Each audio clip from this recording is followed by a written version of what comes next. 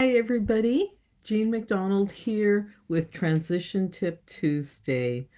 And my tip today has to do with the virtues of meditation. Now, in the past, I've done workshops comparing meditation, prayer, and contemplation, but I came across something today that really explained the virtue of all of these, especially meditation. And that's in a book called The Survival Paradox. And it's reversing the hidden cause of aging and chronic disease. And in this book, there's a graph that shows, if you can see, I'm trying to get it there for you, is like our baseline in life has to do with thought after thought after thought after thought.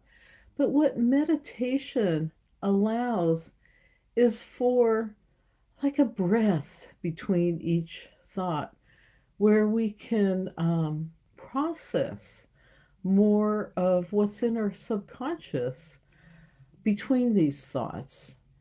And I know in my meditations, sometimes I'm just relaxed. In fact, I fall asleep. Other time I'm getting insights. You may feel emotions that you're suppressing these emotions during the day. Memories come up.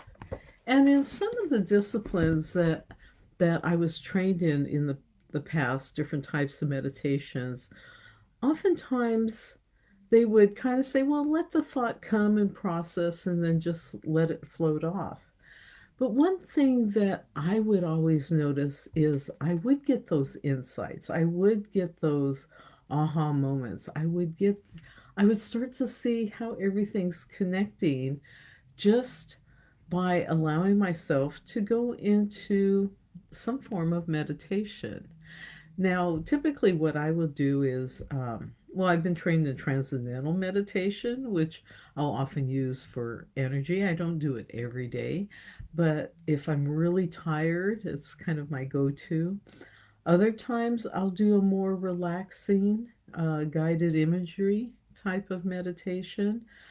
Sometimes I just want to sit and just let my thoughts go, kind of a daydreaming type of meditation. But whatever meditation you choose to do or not to do or that you want to try, just understand that it is a time to allow us to relax, to allow us to process all that's going on in our lives. I remember when it's been, gosh, over a year and a half now, when I got the call that my brother had had a seizure and I had to go down to New Mexico and bring him up here to Port Angeles, Washington to be with us.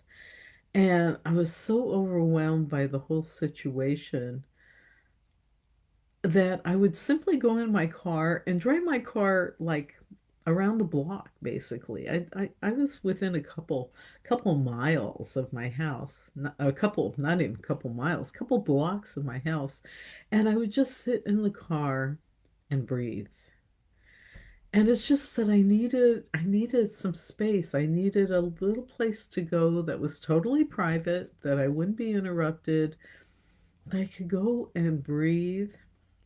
Sometimes I would do a meditation. Sometimes my thoughts were too crazy to do that. So just simply whew, taking a few breaths and allowing some of my muscles to relax made a big difference in how I coped through that situation and how I continue to cope with life. It wasn't running away. It was just finding a space for myself in order for my body to relax, my thoughts to process, the insights to come, and to process those emotions. So anyway, so that's my transition tip has to do with using meditation to help, like the book says, to kind of put some gaps in between all these thoughts that we have all day so that we can process and get greater awareness in our lives. One thing really sweet is that, I coach several people, and some people actually ask for a meditation, a guided meditation, at the beginning of their coaching session. And then I realized today, some people need that meditation and I don't always offer it. So think about offering yourself time to do a meditation sometime in your life. So with that, have an awesome week. My theme for this year is live each day with love in your heart. It's, I don't always do it perfectly, but it's how we practice being aware. So, with that, you can go to carewithoutdespair.com to learn about our caregiving support group. We're meeting this Friday, both online and in person. And you can go to jeanmcdonald.com. If you don't get my emails, I did a wonderful email yesterday on this Survival Paradox book about scars. And so if you don't get my emails, go to jeanmcdonald.com and sign up for them. Otherwise, have a great Tuesday and a great week ahead. Take care, everyone. Bye bye.